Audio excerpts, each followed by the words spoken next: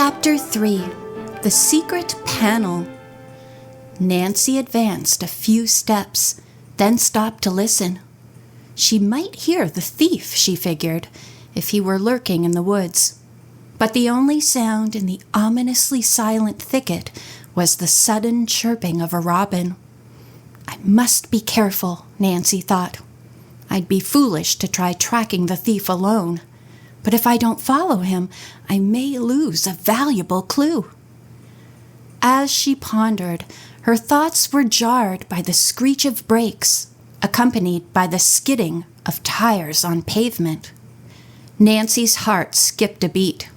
A sickening thought flashed through her mind. Maybe someone was coming to meet the man in the woods. I may be trapped, she chided herself. What a goose I was to walk right into it. She hastened toward the road, carefully concealing herself from the newcomer. When Nancy saw the other car, she gave a sigh of relief. In it were Bess and another girl, with the boyish name of George Fane. "Hi," George called gaily. "What's the idea of going sleuthing without us?" George, as well as Bess, had shared many of Nancy's exciting adventures. George, athletic and outspoken, was a striking contrast to her mild-mannered cousin Bess. Nancy did not answer her dark-haired friend. She motioned for the two girls to get out of the car quickly and follow her. "I think I'm on the trail of the person who stole the vase," she explained, starting off. Bess locked her car and followed the others. Footprints were clearly visible in the woods, but 50 feet farther on they vanished in the thick undergrowth. There was no sign of the man. "Oh dear," Nancy said, disappointed. George grinned. "What did you expect? That he was going to wait for you?" Reluctantly, Nancy turned back. "I know one thing about the man who was here," she said. "Whether he's the vase thief or not. He's not very tall." "How do you know?" Bess asked. "By the small footprint and the short stride. Also, he wears lifts in his shoes," Nancy replied. "Hypers," said George, using one of her pet expressions. "You slay me." "Tell me about the shoes," Bess demanded. Nancy explained. "These imprints are deeper than the usual footprints, and here's the trademark anyway." She pointed to the heel print. "I just happened to read an ad yesterday about this make of elevator shoes." "Nancy, what are you up to?" asked George. "Bess told me about the stolen vase and elephant. Is that why you came here?" "Not exactly. I was on my way to Masonville to look for a leaning chimney." "A what?" George demanded. Nancy explained about the clue to the China clay pit and that it might be in Masonville. "That's where we're going," said Bess. "To that darling dress shop next to the inn. How about having lunch with us?" "Love to," Nancy replied. "Meet you at the inn at 1 o'clock. Bess and George hopped into their car and followed Nancy. Entering the outskirts of Masonville, Nancy slowed her car and motioned she would leave the girls and start her sleuthing.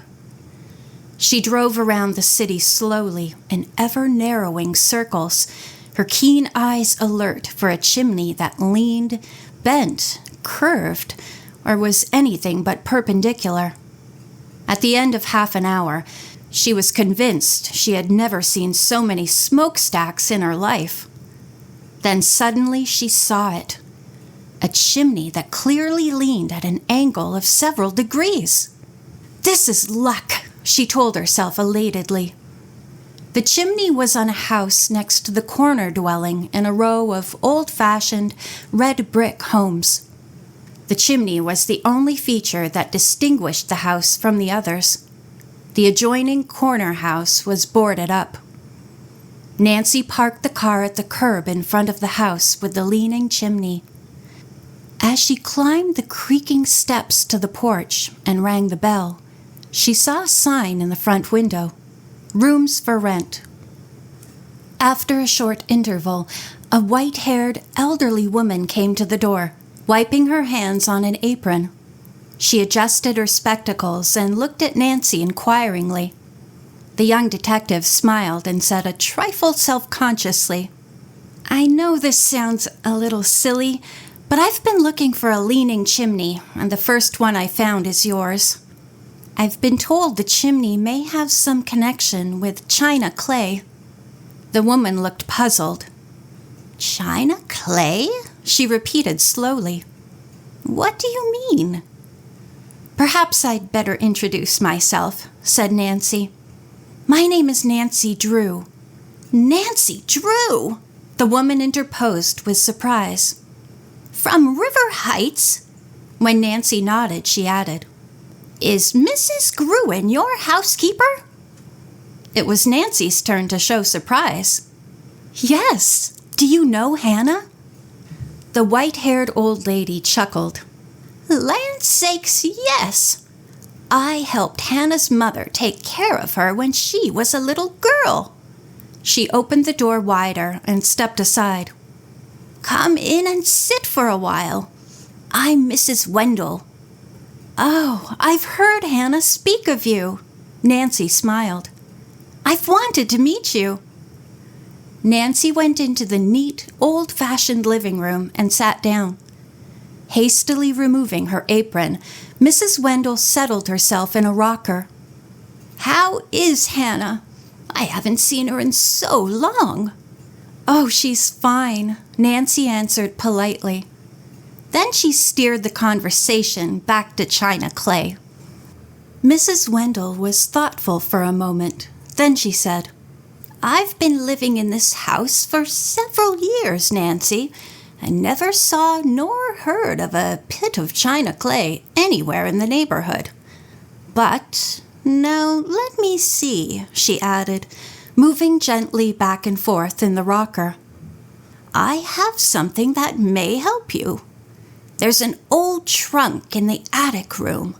It belonged to Mr. Peterson, who sold me the house. He's dead now. The trunk's got some old papers and maps in it. I've been hankering to read them, but somehow never got around to it. Getting old, I guess. No curiosity left." Nancy laughed. "Seems to me if the leaning chimney's got anything to do with the china clay you're looking for," continued Mrs. Wendell, "the papers might mention it." Nancy listened with mounting interest. "I'd like to look at them," she told Mrs. Wendell. "All right," the woman agreed. "I'll fetch my keys." She went to the kitchen, then returned, and they started slowly up the long, narrow stairs. Arriving at the third floor, Mrs. Wendell knocked gently on a door. "I'm sure Mr. Manning, who rents this room, isn't home," she said. "He hardly ever is around during the day." When there was no answer, she turned a key in the lock. Just then the front doorbell rang. "Seems every time I come upstairs the bell rings." Mrs. Wendell sighed. "You go along inside. The trunk is in the closet." Nancy entered the small, one-windowed room. It was simply furnished with an iron bedstead, a chest of drawers, and 2 straight-back chairs. A wash basin sat on a wooden stand under a mirror next to a closet door. She walked across the room and opened the door. "Oh!" Nancy gasped. A man was just stepping through a panel in the rear of the closet. Quick as a flash, he stepped back. The panel slid across the space, and a lock clicked into place. "Mrs. Wendell, come here!" Nancy cried at the top of her lungs. Nancy quickly thrust aside a couple of suits that dangled on a rack and tried to open the panel. It would not budge. She examined the faint cracks in the closet wall that outlined the panel. They might easily go unnoticed in the subdued light. Then she turned to see the startled landlady. "A man just sneaked through a panel in the back of this closet," said Nancy. "Well, I never!" Mrs. Wendell exclaimed in astonishment. Then she began to tremble nervously. Nancy dashed to the window and looked out to see if anyone would leave the adjoining vacant building. Glimpsing no one, she raced downstairs and looked on the street. The intruder did not appear. He must be hiding back of the panel, Nancy decided, and reported this to Mrs. Wendell. Shall we break through? If you think we should, the woman said shakily. There's a hatchet in the basement. Nancy got it and returned to the attic. Stand back, Mrs. Wendell, she warned, raising the hatchet. Nancy gave the secret panel several hard whacks. The partition sagged. Then a final bang sent it flying into the space beyond.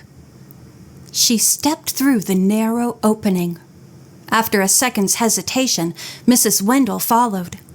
They stood in the attic of the corner house. The room was empty. Whoever had closed the secret panel had disappeared. Nancy went to the door. It was locked, but the key was on the inside. Apparently the thief had not gone out that way. She investigated a closet, Mrs. Wendell holding her breath in fear. No one was inside the cobwebby space. Puzzled as to where the man had gone, Nancy noticed that the room's single, dirty window was half open. Lifting it all the way, she looked out just in time to see a man's hand grip the top of the high backyard fence, then disappear. Pursuit, Nancy figured, would be useless. The man had too much of a head start. We'd better call the police, she suggested. Oh dear, said Mrs. Wendell. I never thought I'd get mixed up with the police. I wonder how he got down, Nancy mused. She leaned out the window. The answer to the riddle was apparent. A foot away was a rain spout entwined with heavy vines. It would be a simple matter for someone to cling to the vines and climb down to the ground. As Nancy turned around, Mrs. Wendell gave a loud sneeze. The sound echoed through the musty attic. Such dust, she said. Nancy, what do you make of all this? I don't like it. Glancing about the room, Nancy saw several packages on the floor. They were wrapped with newspapers and tied with string. She bent over one of them and examined it closely. The newspaper was printed in Chinese. Quickly untying the string, Nancy opened the bundle. It contained a beautiful Chinese vase decorated with lotus blossoms. She untied a second bundle, then a third. They, too, held exquisite oriental vases. Mrs. Wendell stared at the porcelain in amazement. My lands, she burst out. Where did they come from? Nancy had a hunch about that, but she decided to say nothing of her suspicions for the present. Don't be worried, Nancy begged. Everything will come out all right. Mrs. Wendell went downstairs. She waited a moment for one of her roomers to leave, then called police headquarters. Meanwhile, Nancy unwrapped the remainder of the bundles. Each one contained a beautiful oriental vase. She had hoped Mr. Soong's Ming piece and the jade elephant would be among them, but she was disappointed. The Chinese newspapers intrigued her. After carefully unfolding one of them, she stuck part of it in her handbag. 2 Masonville policemen arrived, and Mrs. Wendell at once told them of Nancy's prowess as a detective. Nancy smiled and explained what had happened. What was the fellow like? Asked one of the officers, named McCann. Nancy said she regretted not having had a better look at the intruder so that she might identify him, but the man had his head down as he was stepping through the opening. Looks like you discovered something big, Miss Drew, said Officer McCann as he picked up the vase patterned with lotus blossoms. This one fits the description of a vase stolen from Masonville Museum last week, Officer McCann declared. He turned to Mrs. Wendell. What do you know about all this stuff, ma'am? Mrs. Wendell was flustered, but Nancy put her arm reassuringly around the woman's shoulder as she spoke up falteringly. I don't know anything about it, officer. Who lives in this room? He asked, stepping back into the attic room.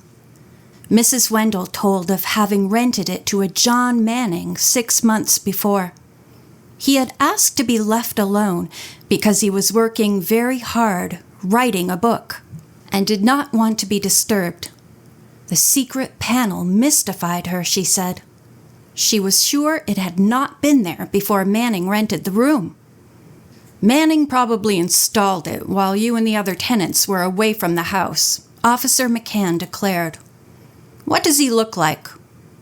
Why, he's medium tall, the woman reflected, with black hair and sort of olive skin. He spoke very nice, not like a rough thief.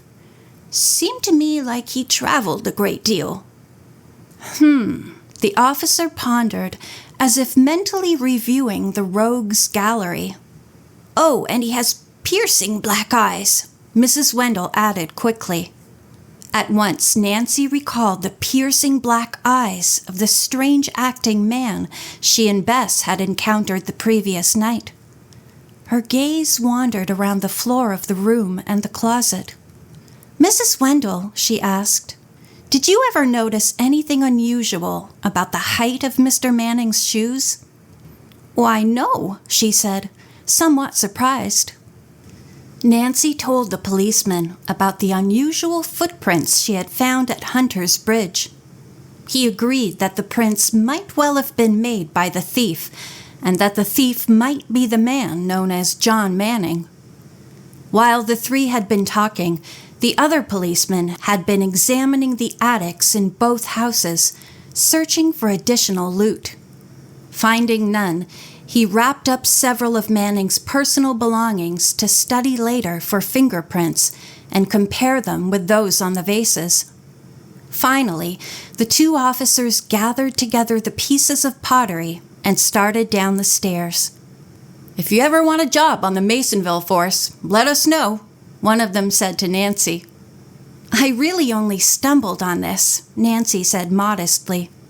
I came here looking for a leaning chimney and found an attic full of loot.